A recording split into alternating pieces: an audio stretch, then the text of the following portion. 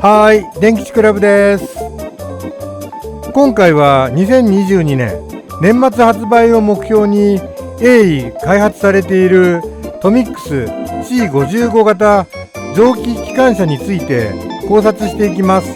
すでに発売されているスタイルが良くてよく似た姉妹機 C57 蒸気機関車の走行動画を検証しながら加藤の C57 とも比較してみようと思います。どうぞ最後までお付き合いください。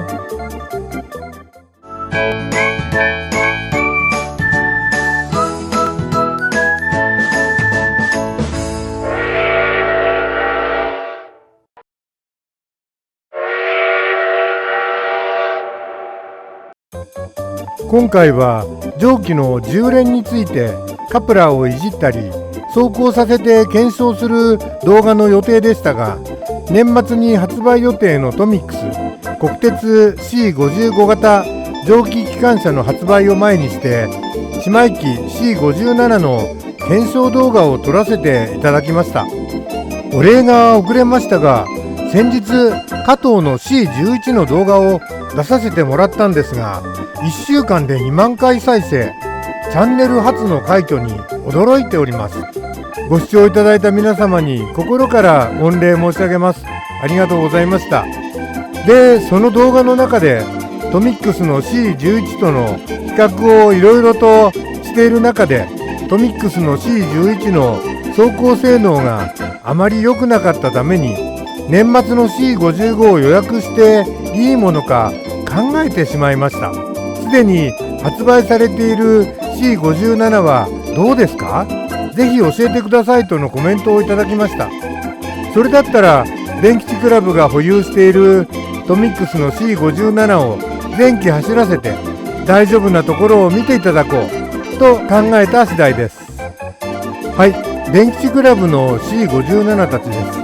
トミックスも加藤もそれぞれ4両ずつ所有しています。まずトミックスの C571 号機、それから180号機磐越物語は門鉄デフと標準デフがあります。それから北海道の室蘭本線で最後の SL 列車を牽引した135号機、加藤製が1次型として発売された2両と九州の4次型1両、それからここですね、SL 山口号の1号機、これらの中からトミックスは試験数が多い方が良いので前期、加藤は代表して2両ほど走らせて比較をしてみたいと思います。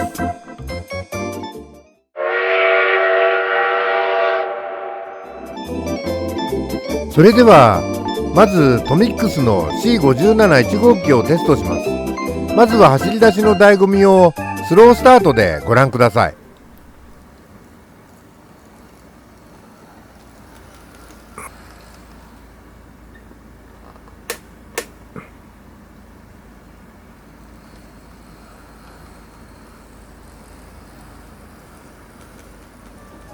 C11 と比べるとスムーズですね。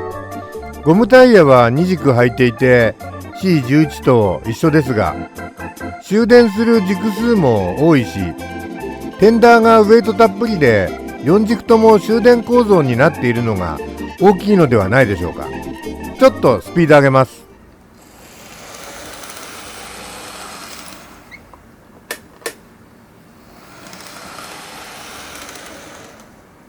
この距離ではヘッドライトの点灯は確認できませんでした。パワーパックが加藤製で上点灯不対応なのも影響していると思われます。ではカメラの位置を少し動かしてこの角度からの試験走行の様子もご覧ください。ではスタートします。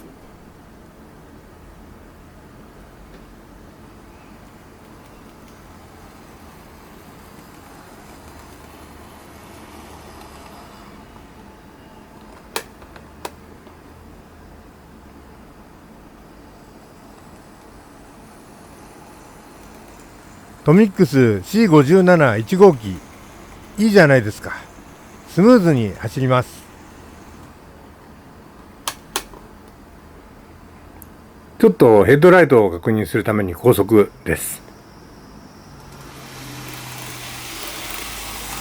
撮影用の照明を当てている中ではちょっと見にくいですね。でもご安心ください。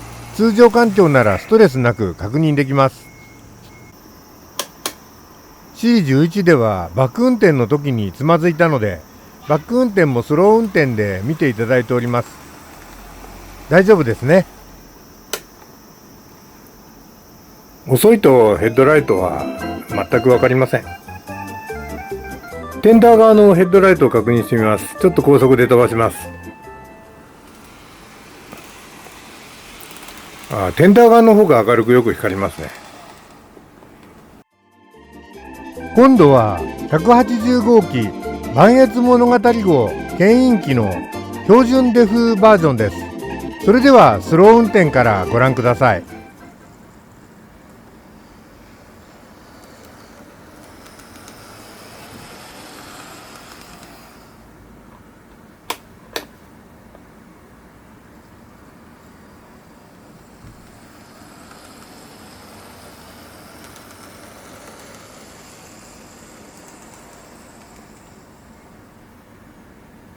ちょっと飛ばします。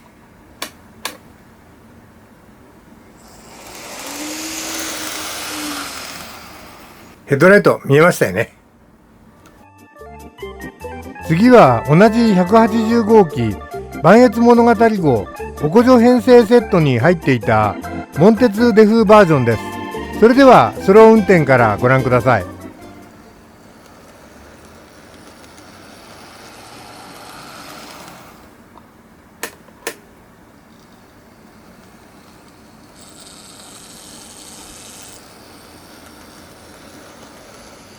どうですか？この機関車も滑らかな走りですよね。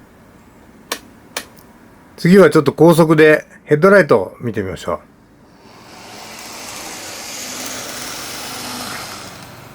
はい、これもちゃんと光ります。トミックスの C57 走行テスト、最後4事例目は北海道で最後の客車列車を牽引した135号機です。スロースタートからどうぞ。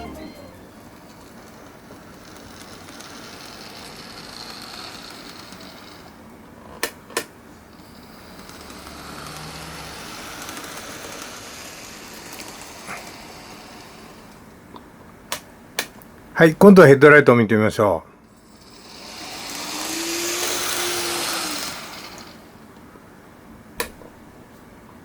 う。ちょっと見にくかったですね。今度は加藤の C57 一時型です。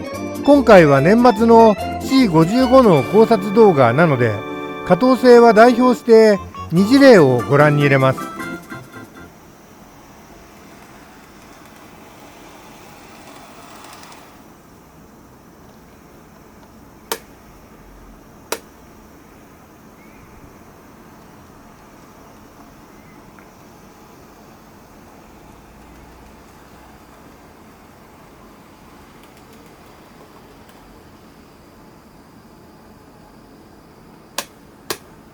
ちょっとスピード上げてみます。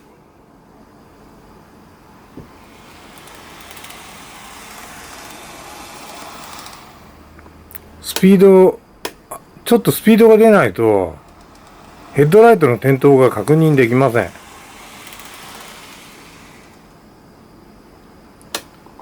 モーターが軽すぎてライトよりも速く走り出してしまうんですね。こりゃ困ったもんです。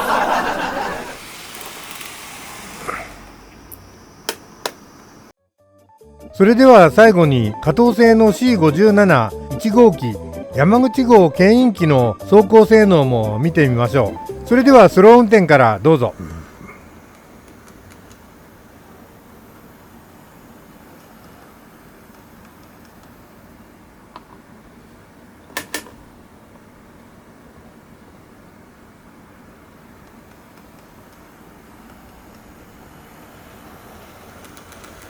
やっぱり加藤製はすごいですね。静かにニュルニュルと滑るように走ります。それではヘッドライトを見てください。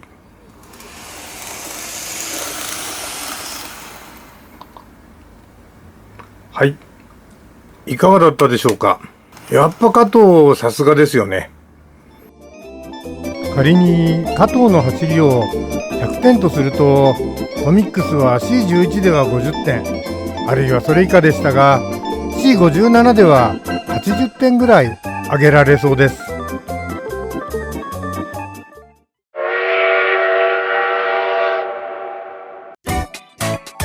さらにモーターも M13 モーターに倣って改善される可能性にも期待すると、走りは加藤に僅差。ディティールの作り込みやテンダーライトの点灯や機関室屋根オープンのギミックなどの面では加藤を超えてくるので、期待して良いのではないでしょうか。今ターンテーブル上で細かいディティールを見ていただいていますが、少なくともこの水準は約束されているので安心して良いかと思います。 C57 北海道型とトミックスが公開中の C55 北海道型のイメージイラストをご覧ください。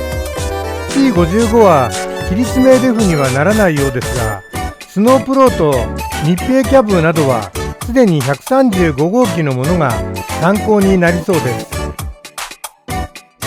サイドビューをご覧ください。 C55 型は C57 型のベースになった機関車なので、サイドビューは写真のように貴婦人と呼ばれた C57 型にそっくりです。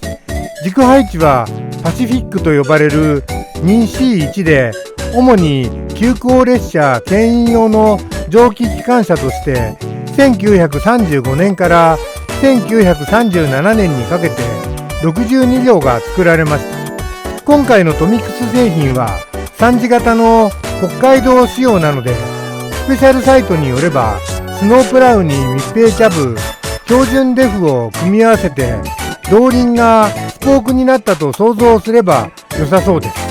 さらに空気圧縮機からの冷やし管はボイラーの真横にあったので、135号機のような形態が再現されるでしょう。いい感じですよね。 C57 の現在の出来から考えても期待は増すばかりです。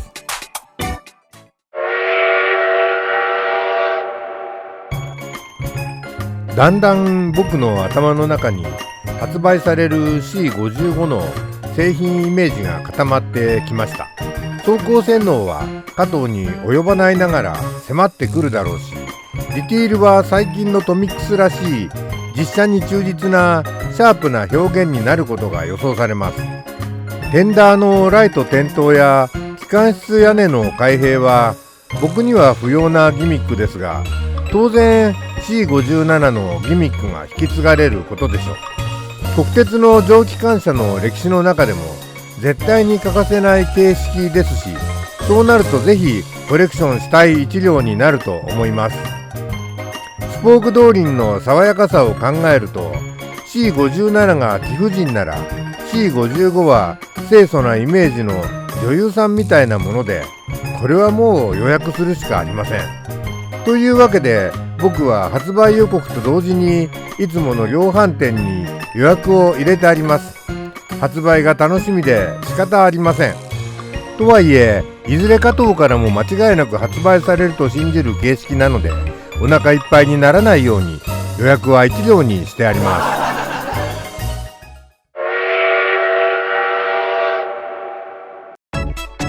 す。C57 の画像を見ながらで恐縮ですが、ここで少し C55 蒸気機関車のお話です。 C55 は C51 で確立した旅客列車用の国産蒸気の発展的後継車で、 C51 の 14.2 トンという陸中では入れなかった阿寒線にも入れる 13.6 トンという陸中で誕生しました。 C55 誕生前に国鉄は阿寒線にも入れる C51 の後継機として C54 型を誕生させますが、軽量化しすぎたことの弊害で牽引力に不安があり、結局 C54 は17両だけ製造されるという少数派に終わってしまいます。そのまた改良型として生まれたのが C55 型で、1次型、2次型、3次型で計62両製造されて、 C55 の4次型にあたる C57 型に引き継がれました。面白いエピソードとしては C55 の4次型 C55、63、64号機として製造されていた機関車が 20% もの性能向上をしてしまったため、それ C57 型にしますと急遽製造メーカーに伝達されたため、マジ？マジ。嘘だろ？慌てて名盤を作り変えたというエピソードが残っています。そのため C571 号機の誕生は C5562 号機誕生から1週間も経っていないんだそうですよ。それから C55 といえば二次型が流線形で21両誕生したんですよね。C53、43号機の流線型のツバメが評判を呼んだので、世界的な流線形ブームに乗っかって製造されたんですが、性能には全く貢献しなかった上に保守点検が大変だったため、後日一般型に戻されてしまいました。この時代、電車ではクモハ52も流線型で誕生した仲間の一人ですが、性能はともかくとして共に時代の寵児となりました。このクモハ52も先日加藤から飯田線で活躍する最後の姿が発売されると予告されていて楽しみですね。はい、いかがでしたでしょうか。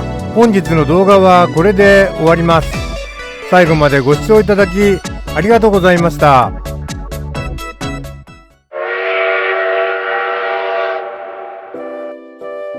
もし動画を気に入っていただけたらチャンネル登録をお願いします。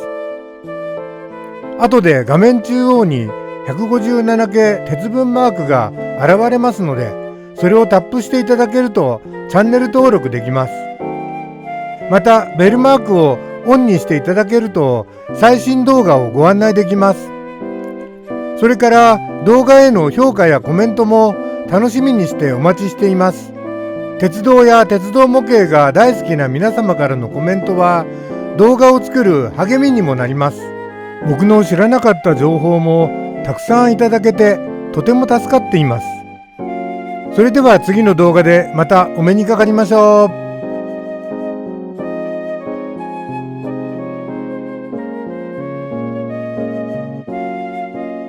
今回は製品発売前なので姉妹機で代用させていただきましたが、これでおしまい。ちゅうて